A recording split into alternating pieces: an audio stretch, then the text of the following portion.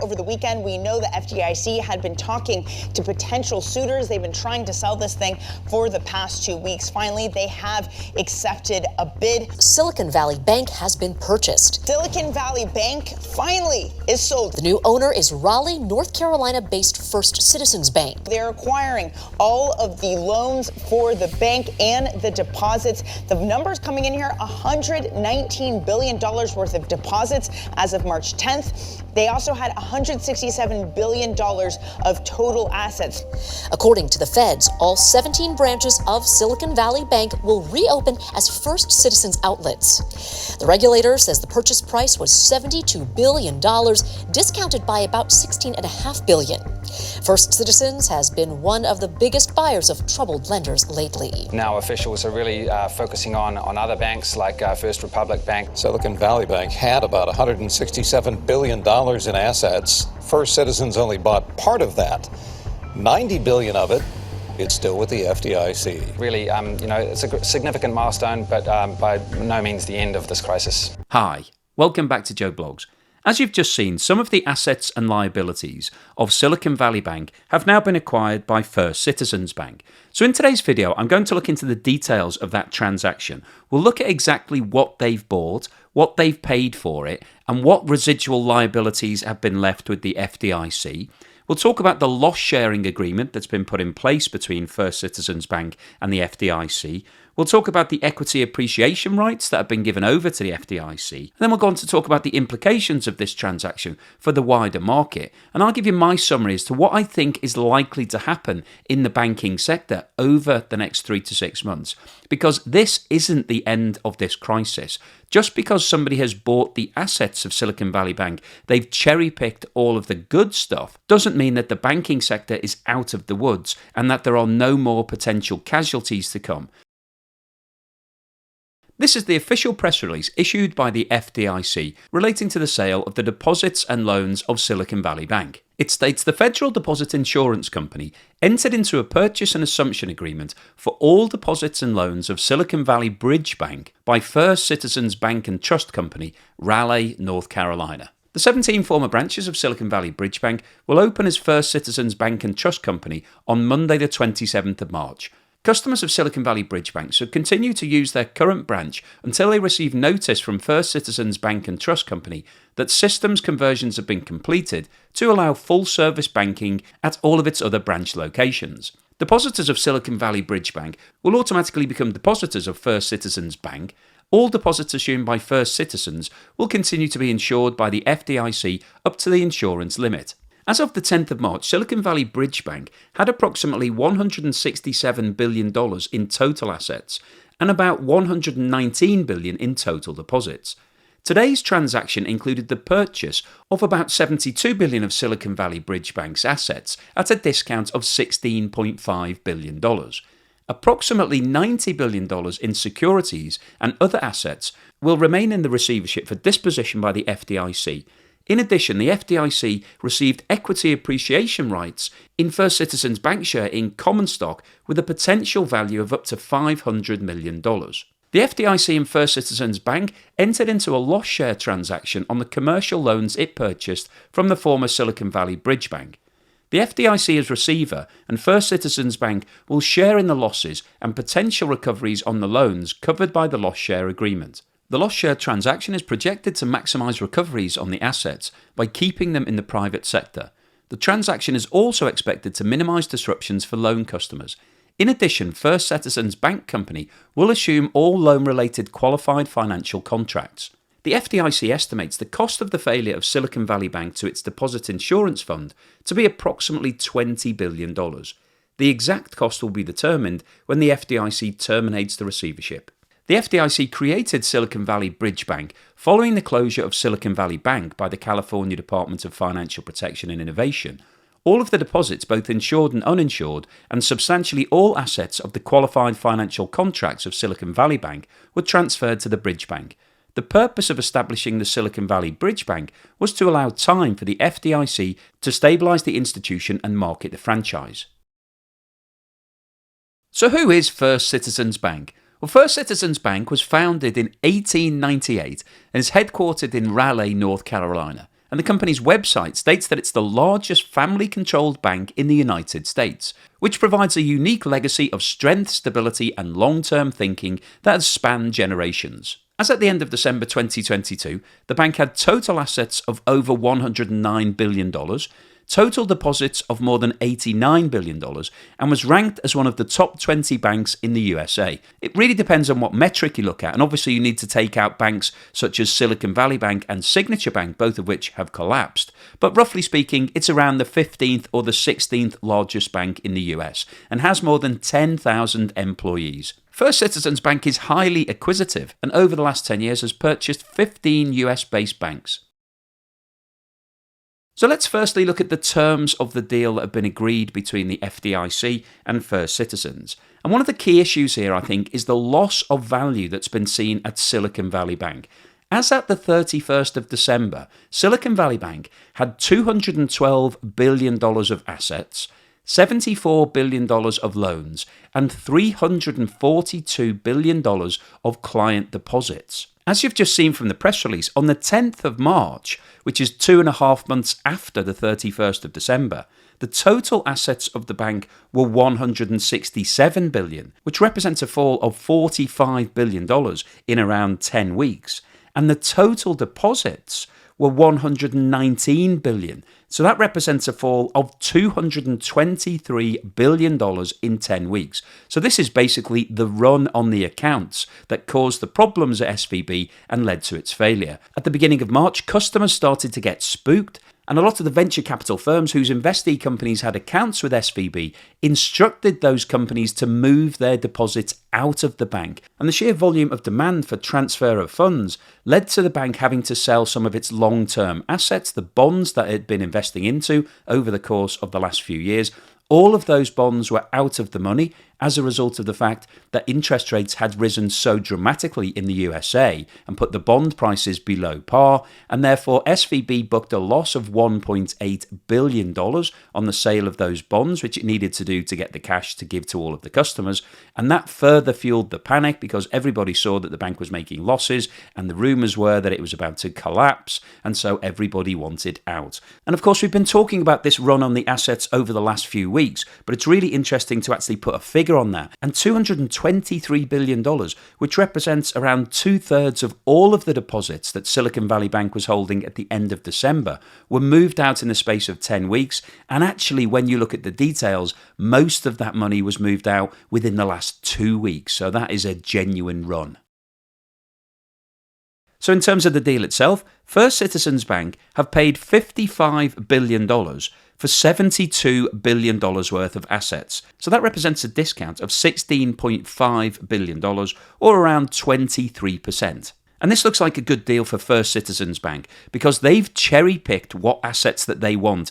They've left behind around $90 billion worth of assets that clearly they didn't have any interest in taking on. So they picked the best assets at a bargain price. Now, in addition to the cash transaction, First Citizens Bank have also given the FDIC equity rights in its stock, which could be worth up to $500 million.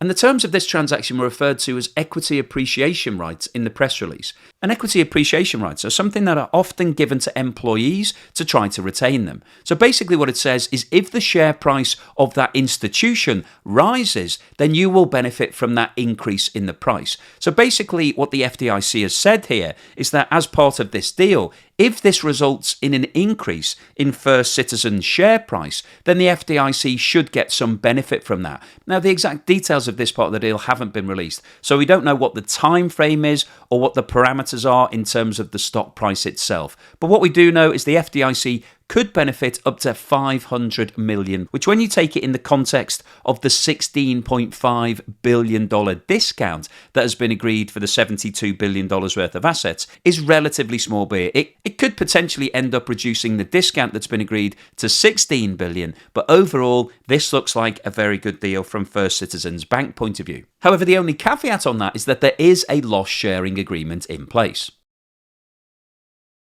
Now, the full details of the loss-sharing agreement haven't actually been released, but basically what the FDIC has done here is that it's given a lot of the loans over to First Citizens Bank because the FDIC doesn't want to be running that loan book. It's not set up to run as a bank itself. The FDIC wants those loans to be managed by a company that has all of the infrastructure in place to be able to do that. And in order to incentivize First Citizens Bank to take these loans off its hands, the FDIC has had to agree that it will share some of the loss of those loans. Now, we don't have any of the details on that, but this is a very similar arrangement to what we saw with the Credit Suisse transaction. In Switzerland, when Credit Suisse was about to collapse, the Swiss authorities persuaded UBS to step in and buy the bank. And by doing that, obviously UBS was taking on all of the liabilities that Credit Suisse had built up, including its loan book. And in order to incentivize UBS to do that, the Swiss authorities have given a guarantee that it will cover a percentage of any future losses. So that's exactly what we're seeing here with FDIC and First Citizens Bank. So this again looks like a good deal from First Citizens' point of view, because even if they make a loss from the loans in the portfolio that they've taken on, the FDIC will cover a percentage of that.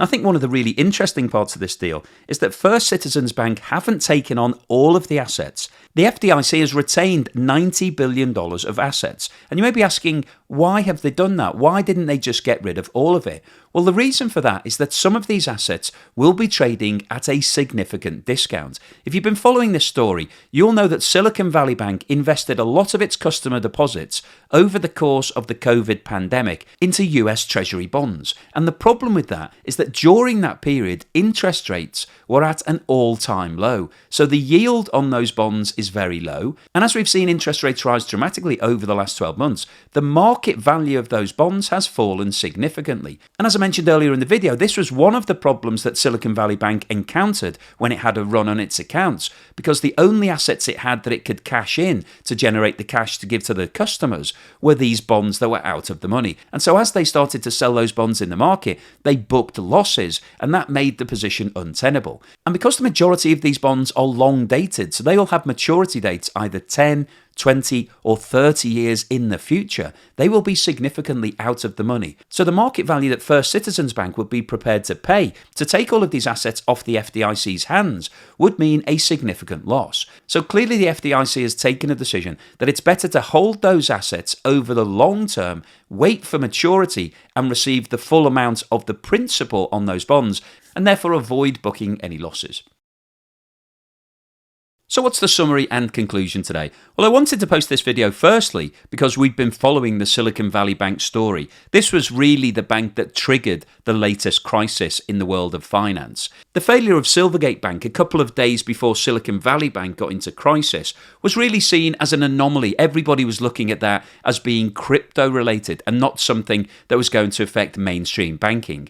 But Silicon Valley Bank was banking all of the latest, greatest tech companies. This was a hero bank for the venture capital community. So when that bank got into difficulty, that really sent alarm bells ringing all around the world that we could be looking at something that wasn't crypto related, but was more related to the general finance markets. Now, to give them their due, the FDIC did move very swiftly, and after a major fall in the Silicon Valley Bank share price, they stepped in and took control of the assets and liabilities and moved everything into this bridge bank. And within the space of 2 weeks, they've managed to agree a deal with First Citizens Bank that gets the majority of those assets and liabilities off their books and back onto the high street. So when you look at it at face value, this looks like a good transaction. However, when you look at the details, obviously there has been a huge erosion of value here. The FDIC has stated that the likely cost is going to be $20 billion. However, that is an estimate, and we won't know what the real cost is until all of the loans and liabilities have played their way out.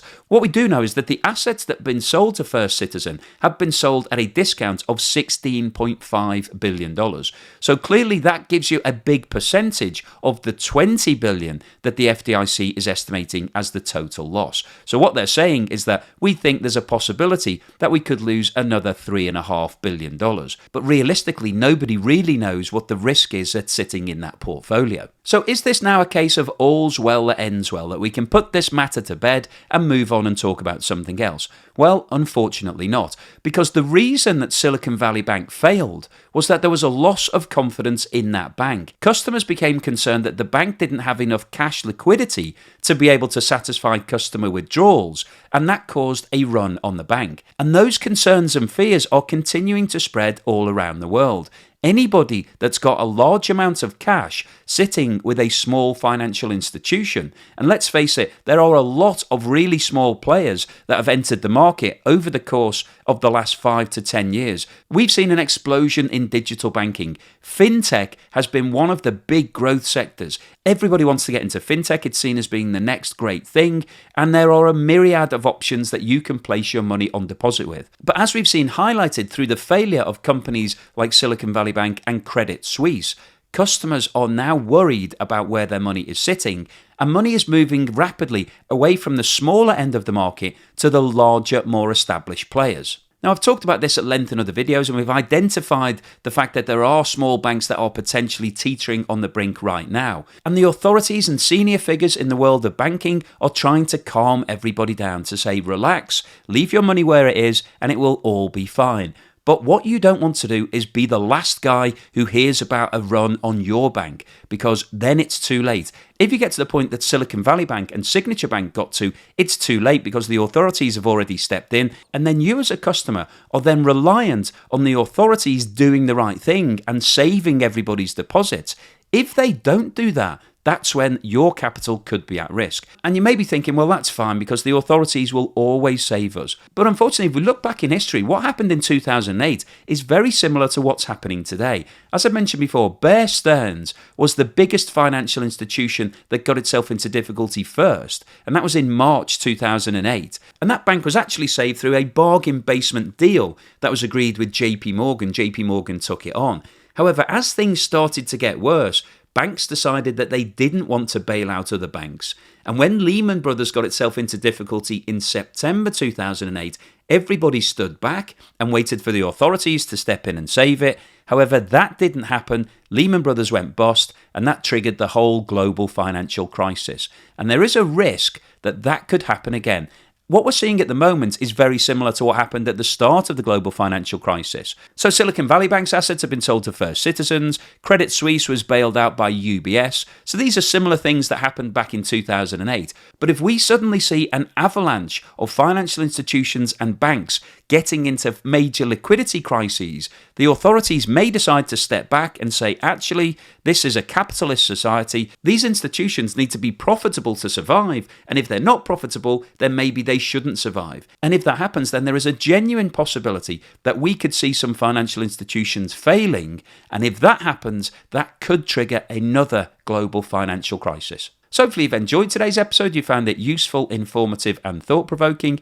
If you've liked what I've said, then please give me a thumbs up. And thank you for watching this video all the way through to the end. And as always, here's something to put a smile on your face.